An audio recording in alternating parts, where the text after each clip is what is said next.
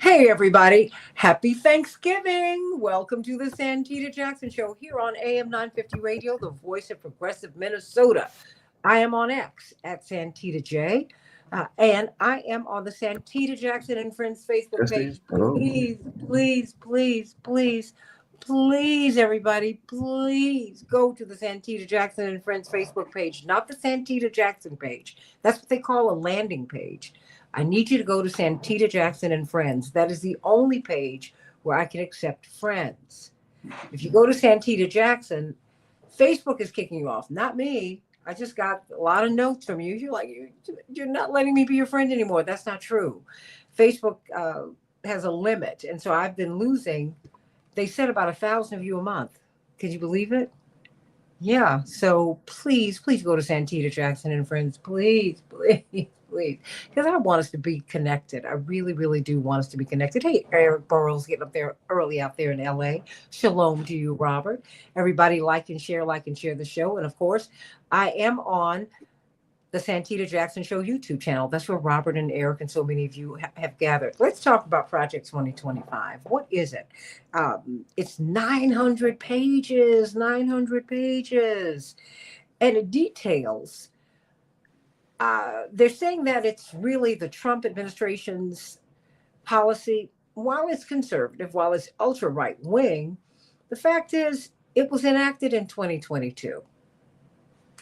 So this is what my brother Congressman Jackson calls Congressman Jonathan Jackson. He calls it a bipartisan betrayal. Not this particularly, but we have to get beyond party and look at the policy.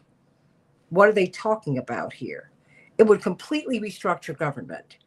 It would eliminate Head Start, for example, the Department of Education. Think about that, everybody. Dismantling that. It would threaten Black political power in ways that we have not explored, and the political power of Latinos. It would increase the death penalty. So many people who are innocent, or certainly whose guilt is being questioned, are being killed already. Let's talk about this. And it does so much more. It's very detailed. And people who wrote this policy, well, they're being put in the administration right now. But it was enacted. It's been ongoing since 2022. So we've already been living with it. As we hear this anti-DEI talk, Attorney Darrell Jones, chairman of the Transformative Justice Coalition, and Attorney Mark Fancher, brilliant social critic and author, civil libertarian. We have been we've been living with this for a couple of years as we watch the Supreme Court throw out affirmative action in higher education. Let us not get caught up in this moment because we've been living in a history that has brought us here. So let's talk about this. I mean, now civil servants will be replaced by political appointees. What will that mean? I mean, so you know what? I want you, Attorney Darrell Jones. I want each of you to break down for the audience Project 2025 because during the election, many people said, "Oh my goodness, you don't understand Project 2025, what this is going to mean." And what we did not do was break down Project 2025, what it is, um, and how it is already being enacted.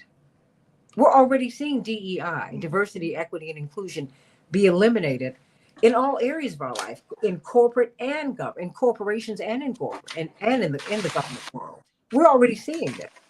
So talk to us, Darrell Jones, Attorney Darrell Jones. What is Project 2025? Good morning, Santita, and pre-happy Thanksgiving to all the listeners and to everyone. Gobble, Uh, gobble. Gobble, gobble, get your turkeys ready. Uh, I tell you, Project 2025 is this. It's a blueprint for how the incoming administration is going to deal with policy considerations and policy decisions that affect everyday Americans and everyday American lives. Practically, what does it mean? And we've already seen this really implemented. We saw it implemented actually also during the first presidency of President Trump. That during that first term, it was actually some implementation that was there. It's a streamlining of resources. It's a reduction of federal resources, the federal government, that will then drive power to the president, making people more loyal to the president, federal workers more loyal to the president, having programs that are in line with the ultra-conservative philosophy on how they believe the United States should be governed. Now, what does that mean practically? What it means practically is, like in the field of education, you're going to see movements to have the Department of Education demolished, removed. Well, folks are saying, well, what do you mean completely demolished or removed? What they will do is they will cut the funding for the Department of Education. And by cutting the funding for the Department of Education, they will be able to then limit the grants that are given out from the Department of Education. They'll be able to limit the funding that goes to the local schools, the state and local schools across the United States. They will move that burden off of the federal government and move it onto the state governments, so that the state governments then will have to pick up the loss of what the federal government is not putting forward for funding. So, when you're dealing with primary and secondary education, that's the impact that Project 2025 is going to have. It's going to have particularly, and as we dig deeper into just that piece of it, when you look at funding for schools, generally funding for schools comes from a lot of the state funding, a lot of the local funding, and all that's going to be dependent on your zip code, right? How much money your community and your county, your state is willing to put toward a particular area. So the less money you have that's in the public coffers of tax dollars, the less resources the school will have. So if you have the federal government that's already reducing the money, which is what the Department of Education is going to do through Project 2025, it's then going to move that burden completely onto states and local governments, many of whom will not be able to afford it. So on the local levels of education, you're going to see an immediate impact, particularly with low-income families and low-income zip codes. It's going to be a tremendous impact that it's going to have there. But it doesn't stop there, Santita, because one of the big pieces that I like to talk about is what it's going to mean to the Department of Justice, right? And with the Department of Justice, we know from what has been written about Project 2025 or P25, is that what they want to do is they want to take the Department of Justice and they want to move it locally to prosecute prosecutors that are not abiding by what the president wants to have done. What does that mean? It means that and let's use Florida, because Florida and Texas are the prime examples of this. In the state of Florida, if there is a local prosecutor, say Dade County, that says that I'm not going to prosecute women who seek abortions that are inconsistent with the state law that's in place, Project 25 and the Department of Justice is now saying, we're coming into Dade County. And if the prosecutor doesn't prosecute that case, we're going to prosecute the prosecutor. That's what Project 25 is doing. Am I talking pie in the sky? No, let me break it down a little more, Santita, and then I'll stop. And breaking it down a little more in the state of Florida, we now know that the Attorney General that President-elect Trump has selected is Pam Bondi. Well, why is that significant? Pam Bondi was the Attorney General that was selected by DeSantis in Florida to be the Attorney General there. Well, why is that significant? Because it was under Pam Bondi. She was the architect of the one that came after the two Black women that were elected prosecutors in the state of Florida and removed them. She is the architect of the one that came after, and I apologize, I can't remember the prosecutor's name, the white prosecutor's name, that said he will not prosecute folks and citizens, his constituents, that violate the abortion law that was in Florida. As a result of that, they now have removed that prosecutor and removed the two Black women prosecutors in the state of Florida. All of that is part of what flows out of Project 2025. It's the centralizing of that power to give the government the ability to go into local governments and make those determinations, and it will make life more difficult for African Americans and people of color, particularly dealing with the abortion issue, because we know that African American women are a third times more likely to have post issues after a pregnancy, right? Postmortem issues after a pregnancy. So that increases all of that now if you're saying that you do not have access to abortions or readily access to abortion, and you're going to prosecute people that do try to do that against those laws. That's what Project 2025 is all about. And I'm going to stop there because I know Representative Reynolds can tell you all about Steve Miller and the immigration aspects of it. Absolutely. I mean, and just being a state legislator, because he's looking at the budgets, because that is what we're looking at, all of those pieces. And the fact is, we have been dealing with this, not just, we made it a talking point, and not enough of a talking point in the 2024 election. But the fact is, this has been coming down the pike for some time. We've been living with it since 2022. Now, will it get a push under President Trump? Sure. But it got a launch under the Democrats. So I'm trying to figure out, when I look at the UK and austerity, with all the money that we're spending in wars, I know we're taking a hit. To me, this is part of austerity, right? We're not saying it, but where's the money? It's like, Roberta and Donnie saying, where's the love? Where is the money? Well, now we're seeing where the money ain't. And so they're saying the states, it's your problem. At least that's my read on it as a layperson. But you are Texas State Representative Ron Reynolds. You're head of the Black Legislative Caucus. You are in coalition with other progressives from all over the state. What does Project 2025 mean to you? Just from the state level, because they're shifting everything to you. That's right. That's right. And I think first of all, Attorney Darrell Jones was spot on with his analysis, as he always is. Project 2025 is certainly, when we were talking about it during the campaign, some people thought we were just being hyperbole, or we were exaggerating, or trying to scare them with the boogeyman tales. But it's a real live document that the Heritage Foundation has concocted. And as we have seen with President-elect Trump's nominees for his cabinet, he's selecting the architects of Project 2025. So we will see it implemented. And what does it mean to the states? It means that, as Attorney Darrell Jones was saying, that the federal government, once they cut these various funding for, like, the Department of Education and other federal agencies, we've already seen Elon Musk said that his goal, and I can't even pronounce Venezuela's name, right? Okay, yeah, they've already said that their goal is to significantly cut the federal government, including for veterans services, benefits. And so what we're going to see is a reduction in federal spending that, as Darrell articulated, will then need to be borne by the states to pick up those additional resources for people who rely on these services. And many states won't be able to offer those services.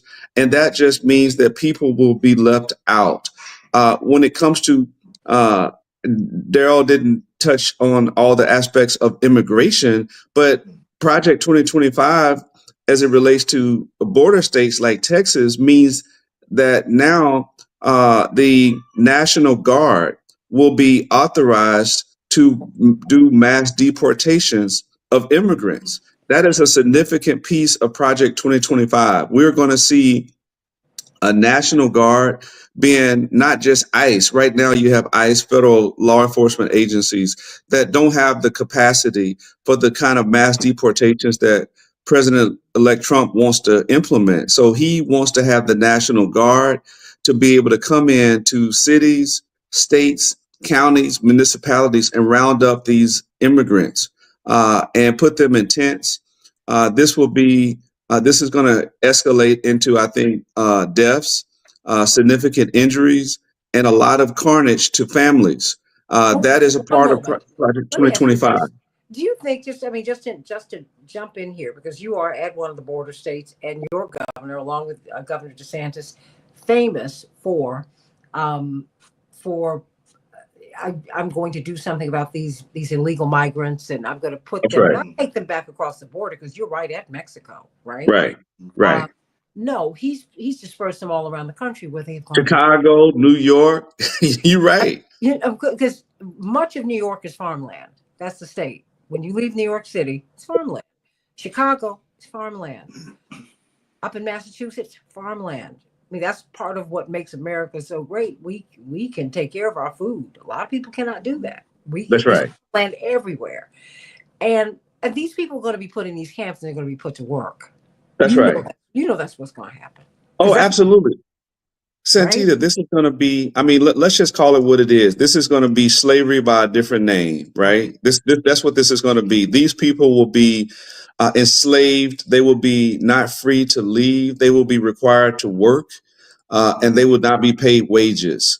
They will be forced to do this, and they will not have any rights. So that's slavery. That's what they would be. That's what they would be doing, and this is inhumane.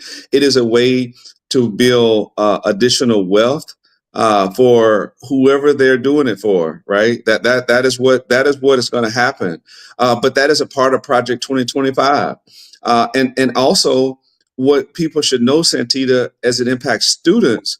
That student loan relief that President Biden implemented, well, Project 2025 erases that. Okay, if enacted, and I think President Trump will do his part to roll back student loan forgiveness. That is a part of Project 2025. So there are so many different parts to it. I think that we are going to feel the brunt of it when it comes to voting and voting rights. When it comes to one of the most significant things that's very concerning to me, Santita, is this DEI. We've already seen it in Texas as it relates to colleges and universities, where now you're seeing, for example, my daughter is a student at the University of Texas at Austin. When she started, she's a senior now. When she started, they had DEI and they had programs that helped African American and minority students matriculate to a white Anglo university to help. They had cultural programs. It was great to help them integrate into campus.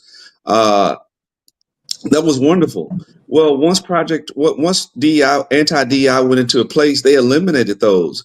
There were many African American students, Hispanic students that lost their advisors because they fired all of them. They didn't have people to go talk to. They didn't have a space that they could go congregate because they got rid of the centers that housed minority students programs. They eliminated them. They eliminated the budgets that went with them. So we're going to see that nationally, but Project 2025 is going to take it a step further, Santita. It will eliminate many of the minority women business enterprise programs that exist to help minority businesses that have historically been discriminated against. It will eliminate those programs.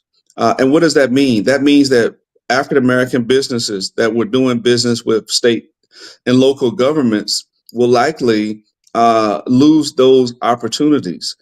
Disparity studies exist to show that many African Americans and other minorities have historically been uh, uh, pushed out and not allowed a seat at the table. Well, these programs were designed to provide access to them. It's not affirmative action, but it is a way that the states can help remedy past discrimination, right? That's lawful. This will be eliminated. And I know many African American businesses that do business with federal government, state and local governments that will likely go out of business once this is implemented. And this is something that we should be looking out for, Santita. This is something that will bring white male businesses more of the pie. We barely get a piece of the pie right now, very small pieces, right? But at least we get a small piece. I'm not saying that's good, that's great, but at least we get a little piece. There will be very, very almost non-existent, and that is what we're going to see implemented from Project 2025. And this white male grievance, this nonsense of Trump about white reparations. that is what we're going to see. And once it's rolled out. So I'm very concerned about the economic aspects of it that's going to hurt our small businesses. I'm very concerned about what it's going to do to the Department of Education, to the Department of Energy, to the Department of Justice.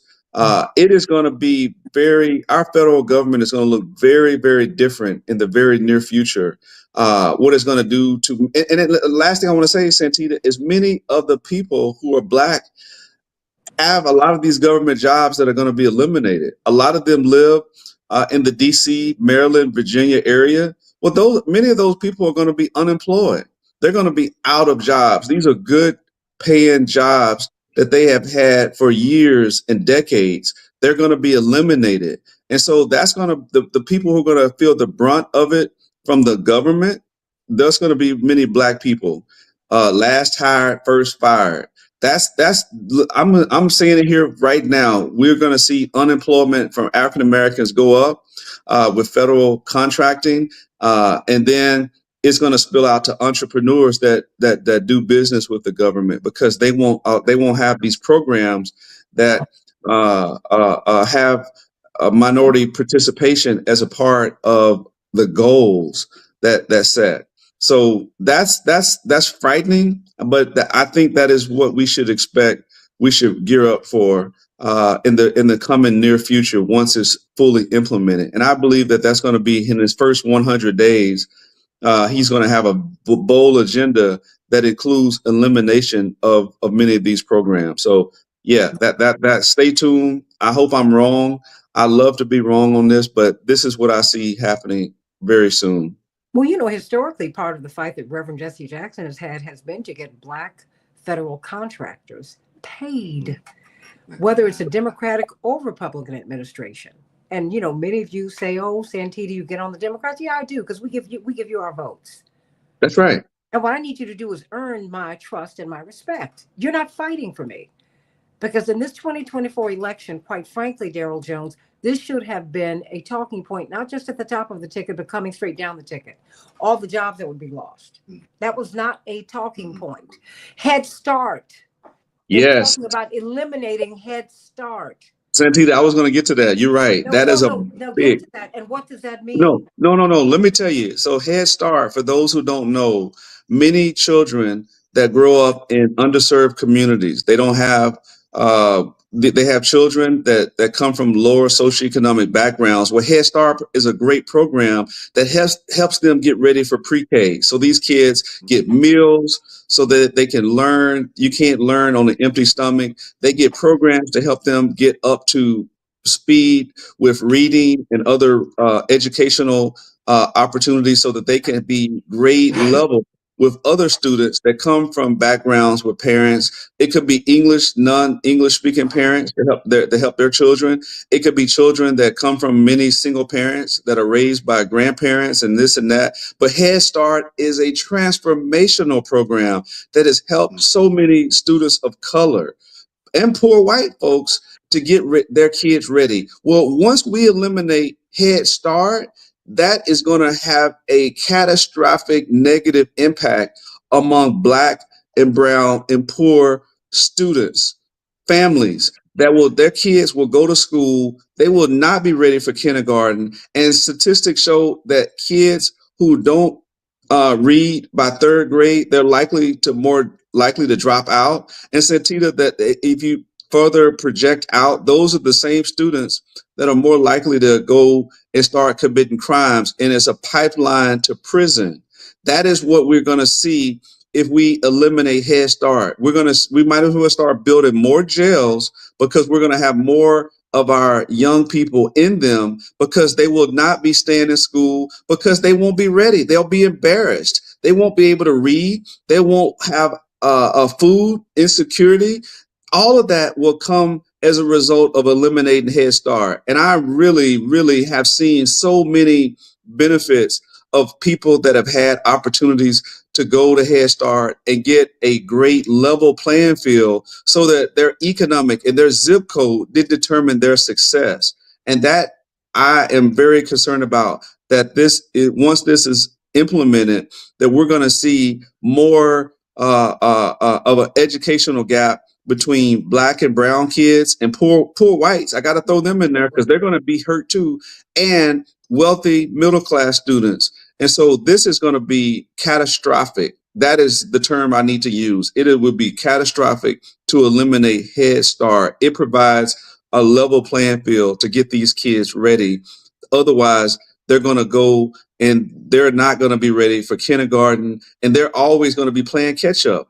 And teachers don't have the ability to go and then get these kids ready because they're tending to other kids, and then then the kids get left behind, and then they get labeled and put in special ed and all this other stuff. So it's not good, Santita. It would be terrible for us to see eliminating Head Start, but that is a part of Project 2025 and reducing our federal government, because that is a federal spending program that the Department of Education administers. Well, you know, And Michael Santita, if Brandon. I could add, Yeah, but let me just say this. Michael Brandon said, I'm a Head Start baby. Cindy says, what about funding for youngsters with autism or other learning issues, which need to be helped as young as possible? And quite frankly, we're the ones who are concerned about Head Start and the elimination of it, because remember, the oligarchs are excited about this. They're going, more unpaid workers, my friends. I And mean, Santita, you know what I want to say, because I know Daryl has something, but they juxtapose that with, they want to eliminate Head Start, which helps poor kids, but they want to implement vouchers that subsidize their wealthy children going to private schools. So that is the irony of it. They don't care about the students that can't afford to go to school, that need a Head Start. They want to give tax breaks to the wealthy to send their kids to school, to subsidize it with our public dollars. So vouchers, these millionaires and billionaires will get a stipend to send their kids to the schools that they can already afford to send their kids to on our taxpayer dollar. And then our public schools are going to lose more resources that they already are scarce. So states like Texas that are 43rd out of 50 in funding right now, we're about to go into the next legislative session where we're likely going to see vouchers. That's only going to be worse. So the rich will get richer, and the poor, Santita, unfortunately, will be left behind, left out. They don't have the lobbyists. They don't have the special interest groups advocating for them.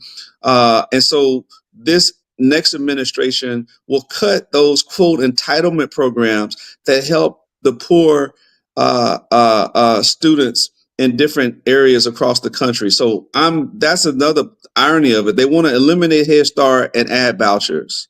Well, it's not an and, irony. It's the oligarch's plan. I mean, I think we just uh, need to, and they're in both parties. Come on, Daryl.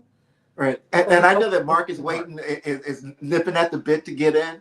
Mm, But Cynthia, you know, one of the things that folks need to be aware of, and as Representative Reynolds was saying, what's happening is that you're seeing the creation of a permanent working class, a permanent underclass. underclass. It is what's being created here. And if you can limit their access to education, you can limit their ability to be able to excel and to achieve within the society. That's what you see that's happening here. And let's be clear, because the one thing that hasn't, or a couple of things that haven't been said, you know, as the one person had written in one of the notes to us, that there is a focus that is on students that have special needs. And what that focus is shifted to the states. The federal government's not going to deal with it. Shift that cost to the states. Shift that cost to the local government. Let them figure out how to educate them, how to provide the special needs that they need in those classrooms. That is not going to be the focus of the federal government. But it doesn't stop there, Santita, because one of the things that, you know, as you were saying, you know, one of the signals, if you will, that was previously given to us of what this is going to look like and what P25 is going to look like as it broadcasts is this.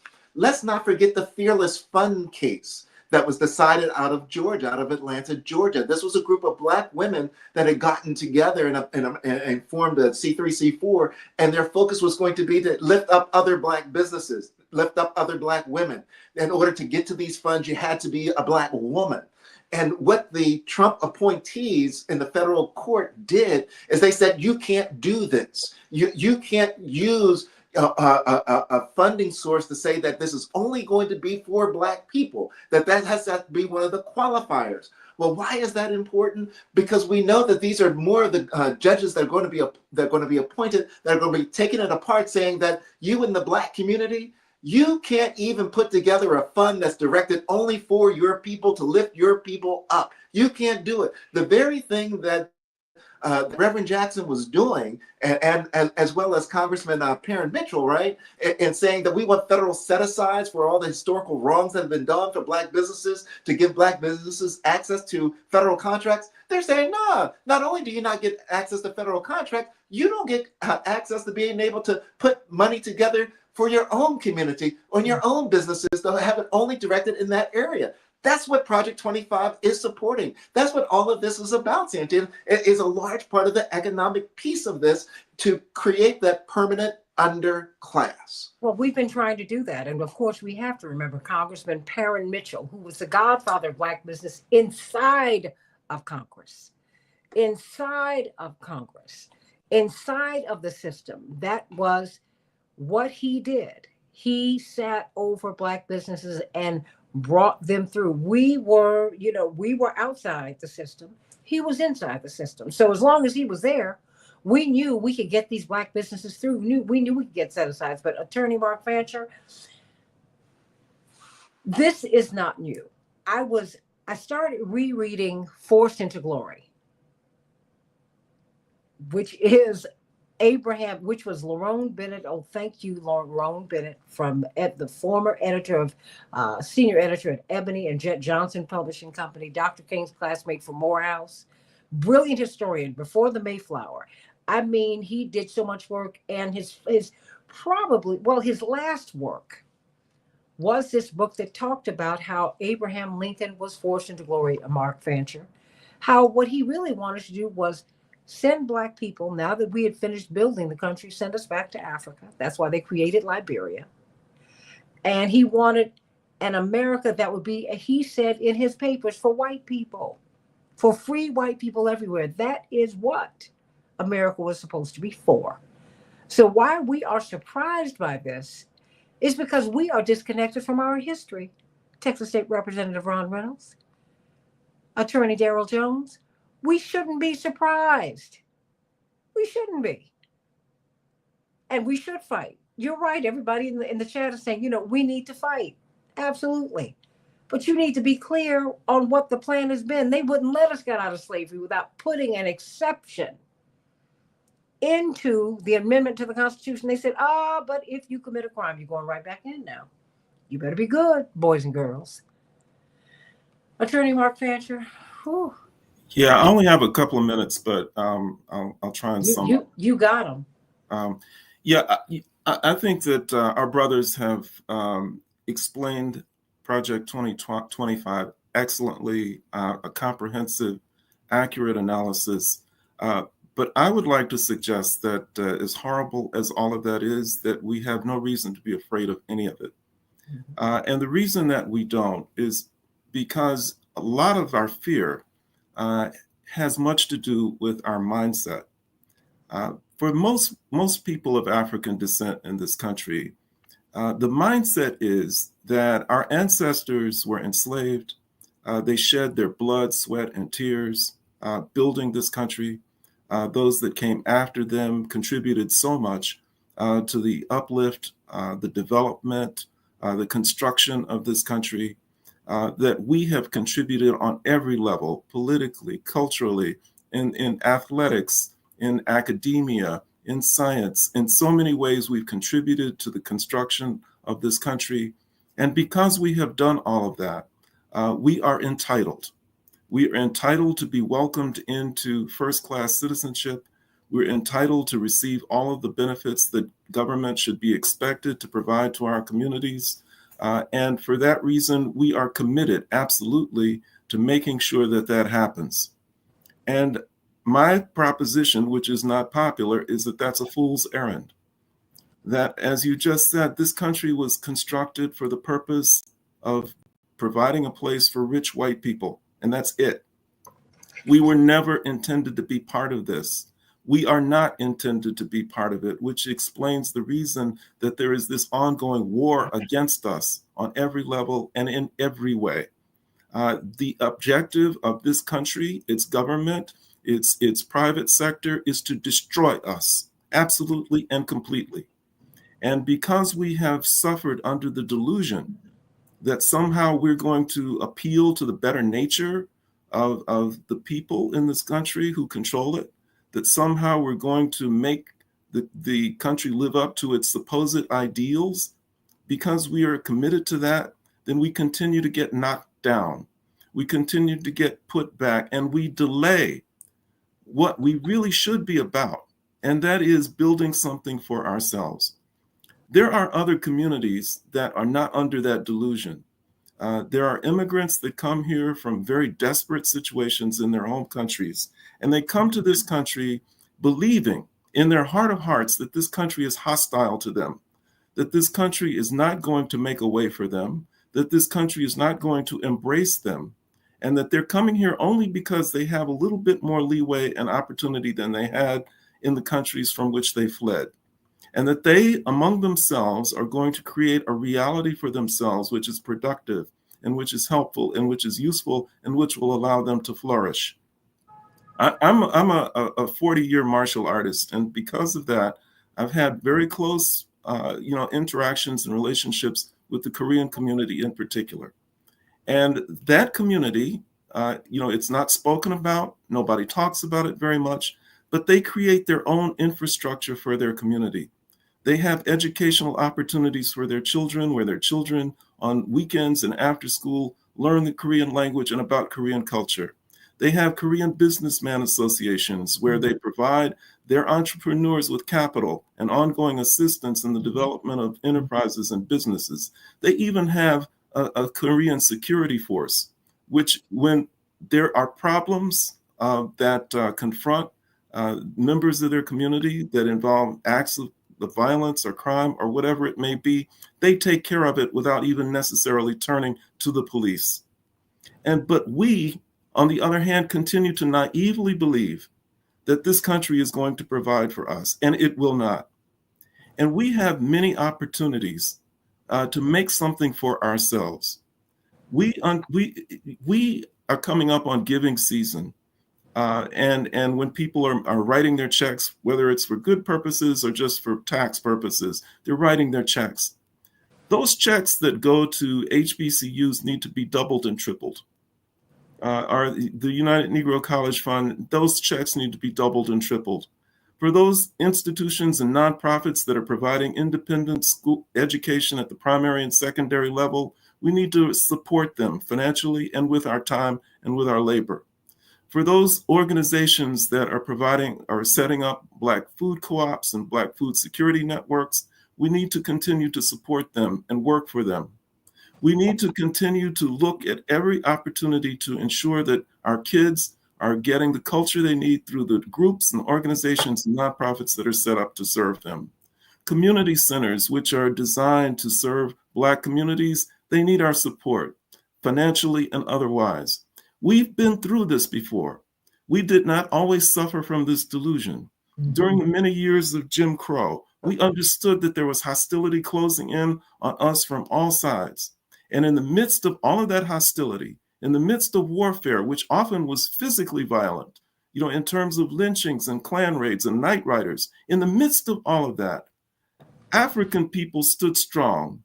They committed themselves to becoming excellent, building their own institutions, supporting their own, making sure that we excelled, that we succeeded in spite of all of the hostility that America turned toward us. So we've got that in our DNA. We've got that in our history, and we can do it. And we have no reason to be afraid of whatever Project 2025 is confronting us with. But we need to take it a step further. And that is that we need to look beyond just surviving. We need to continue the struggle for liberation. One of my late colleagues, a man named Charles Roach, a distinguished barrister from Toronto, used to always admonish Black people to, on every single day, wear something that reminded them of Africa. because his position, as is mine, is that if you see yourself as an American, if you see yourself as a Canadian, then you build your plans around those countries. You see them as central to your people's liberation. If, on the other hand, you see yourself as primarily African, then and you commit yourself to making sure that Africa is strong, you hasten the day when Africa becomes united, when it becomes socialist, and when it becomes the new world superpower that is capable of imposing its will if necessary on any country in the world that mistreats people of African descent. When you have that type of power base, a continent, an entire continent that's united under one flag and which commands and which controls all of the wealth that Africa has and uses it for the benefit of African people globally, then we don't have any worries about there even being a Project 2025. No one would dare to create anything like that that would target people of African descent, because they know that there are potential consequences coming from this gigantic superpower called Africa that is going to come and ensure the security, the prosperity of all of its children throughout the world. And so we need to continue to think of ourselves. We need to center Africa as part of our consciousness. We need to continue to work for its liberation, for its unification, and for it to become what it can become, and which it ultimately will be the salvation of African people everywhere. Well, and that has been Reverend Jackson's point as he embraces being Black American, a foundational Black American. We have spent more than half a century, Attorney Mark Fancher, Attorney Darrell Jones, and Texas State Representative Ron Reynolds, in Africa. We were with Whitney Young when he died in 1971. I was 7. I was a child. All of those trips and all of that experience on the African continent, he said, we got to coming out of these campaigns, these presidential campaigns, I see more than ever when we go to the Middle East and they're waving Jesse Jackson pictures in Palestine. And when South Africa is erupting in cheers, almost riots, when he's speaking at the conventions. Our connection to Africa. We have to be African Americans. We are the only people who are discouraged from going to Africa, from associating with Africa. And that is our tragedy. When you get on a plane and you go to Africa, when my father could travel more widely, when he'd get on the plane, first of all, we'd be the only Black people on the plane because it's cost prohibitive to go to Africa. You can go to Europe for a song. Oh, who wants to go there? Ain't nothing over there. They got great clothes. Yeah. But they don't have the treasures they have. They've looted from Africa and India and Asia. When he would get on the plane, there would be a chill. And eventually some white person on the plane, whether they were African or European, would make their way to one of us who they knew we were with him because we were Black. What is he doing going over there? Well, first of all, who are you? Well, I'm going home. Oh, you can't be going. You don't look African. No, yes, I do.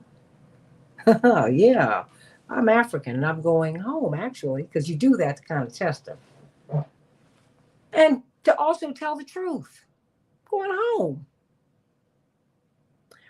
What is he doing? Why is he going? That's always the question. What is he doing going over there? Do you mean to tell me he might try and bring these people together? Do you think he might connect them to African Americans? All the wealth? Because now you see Donald Trump focusing on Africa. He's always done that. He's transactional. Stop being afraid of him. We are selling our people a bill of goods. We're not being honest with people. We act as if Project 2025 has not been baked in a cake since we got here in 1532 with the Spaniards and 1619 with the Anglos, with the British. That's why you got to reread. We're going to reread Forced into Glory by Lerone Bennett. So he can outline for you, may he rest in peace. That was his seminal work toward the end of his life. And he took hits for it. He said, no. He said, I was raised on loving and admiring Abraham Lincoln, he set me free. He said, I didn't realize. So I started reading these papers that what he really wanted was an America for white people, for free white people. He wrote it down. He said, if I could free the Union and keep the slaves, I would do it. He wrote it down. He said, but the fact is, I can't really do that. So I got to figure out this slave thing. But what we're going to do in the meantime, we're going to set up Liberia so we can get them out of here. But what I want is an America for free white people everywhere. He wrote that down too. And we continue sending our children to schools. Jewish people don't do it. Koreans don't do it. Nobody does it but us. We are determined to put our children in school and have them taught their history by people who are resentful of them. What? Carter G. Woodson told you not to do it 100 years ago in the miseducation of the Negro. Did he not? Reread that book too.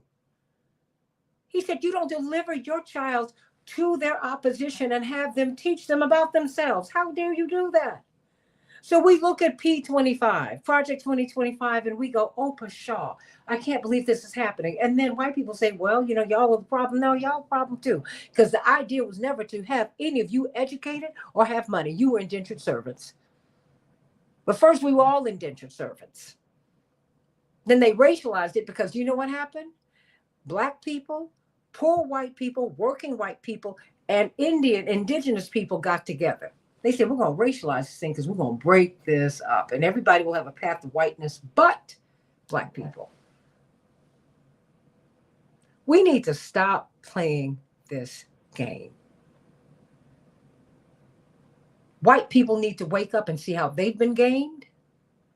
Stop being afraid of Donald Trump. He is no more. He can't frighten you. How can you be frightened by anything? We have survived slavery. Come on. This is about austerity, and it's about burying all Americans who are not part of the oligarchy. You've got two big oligarchs who are saying we're going to cut the budget, but nobody's going to cut the Pentagon, which has failed its 7th consecutive audit. 7 consecutive times, Daryl Jones. But they're not going to take any money out from there. No, they're not looking at eliminating those programs, paying $1,000 for a toilet seat. We saw that during the Reagan administration. Remember that? And for widgets. Really? You don't see waste there, but maybe that's because that's where SpaceX is getting their contracts from, and Raytheon and Boeing and on and on and on. We need to break it down for people. That's what we got up early this morning to do. Head Start, you know what? We don't have a democracy. We have an oligarchy. We're the ones fighting for democracy, and I'm determined to get that. That having been said, let's be very clear. If you people are not educated, they're easier to manage. You don't govern them, you manage them. See, you have to govern. You can only govern educated people. That's why we don't want to educate anybody. That's why we're collapsing public school systems everywhere, in poor white areas, in Black areas, in brown areas, everywhere we can. And the brightest among them, who we can put in the so-called the schools for the indigenous, whose minds we can warp and associate with the power structure, they're the ones that we pluck. Or you're always going to have someone to brown up imperialism. Because we have seen through their socialization and through their test scores that they're the ones who are going to further imperialism. We need to be clear on what we're dealing with, everybody. We don't need to whine about this. Yeah, this is the game. And I'm going to have us look at this book. I was up at 3:00 this morning, and I just bumped into a video of Lerone Bennett, who I had the privilege of knowing. And I said, oh my gosh, because I would go see him. I would see him, and he was fighting for his reputation at the end of his life. But people said, how dare you write this about Abraham Lincoln? He said the truth. This is one of the most esteemed historians in our history, who was employed by Black people, by John Johnson. John Johnson had enough sense to have him and Bob Johnson, who were Dr. King's classmates. They were the ones who were the final arbiters of what got into Ebony and Jet. They were the ones who said, no, when we go and interview subjects for Jet and Ebony, we're going to talk to them and you're going to present the best face to Black people because that is what they need. And we're going to call it Ebony so they can love their Blackness. We're going to call it Jet so they can be proudly Jet Black.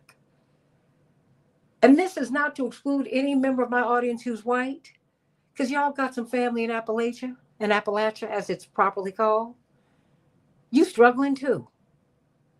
We're in this together. Project 2025 is designed to cut everybody. It's going to cut Black people first and deepest, but with the canaries in the mine, everybody's going to get hurt. I didn't say gonna, I didn't say going to, I said everybody's going to get hurt. This is about undercutting the American ideal. That's what this is. Because the oligarchs run this place. That's why I pushed back against how the Democrats carried out their campaign. Throwing out Bernie in 2020, that was wrong.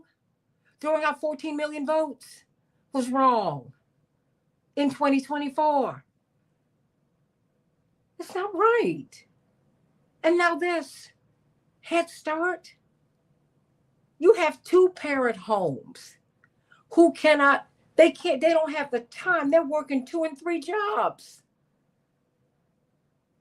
to sit down with their children and give them their ABCs. They can't do it. They don't have the time. It's not that they don't love their children. They're trying to keep their heads above water.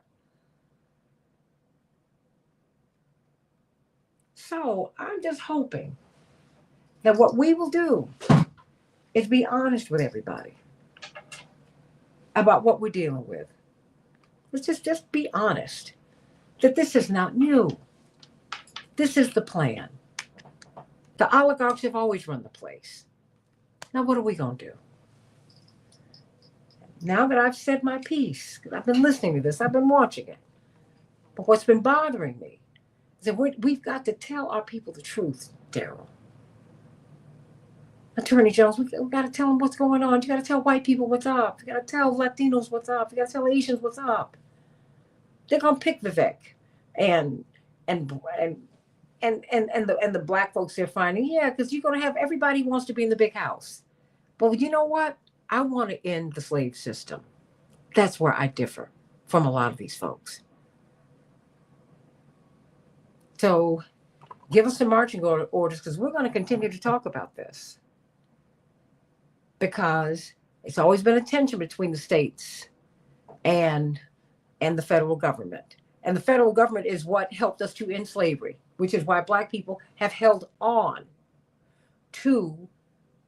We've held on to this because we've held on to the government because we couldn't leave it to the slave master to end slavery, or to protect us from lynch mobs, or to get us into schools. It's not that we wanted to leave the Black schools. Some of us did.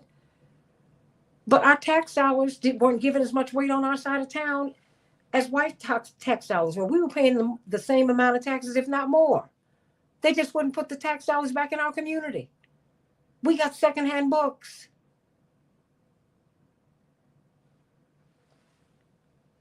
So Texas State Representative Ron Reynolds, and that is my frustration, because when we forget our history, we get here and we feel like there's no way for us to get up out of this hole. And our ancestors have shown us, coming out of slavery, they decided we are going to form our own towns, we're going to have our own banks, we're going to have our own stores, we're going to do. And we will work with other communities. And every time we did that, first time a bomb was dropped on American soil, it was dropped on a Black community called Tulsa. And we need to push back on that. And don't ever forget that history.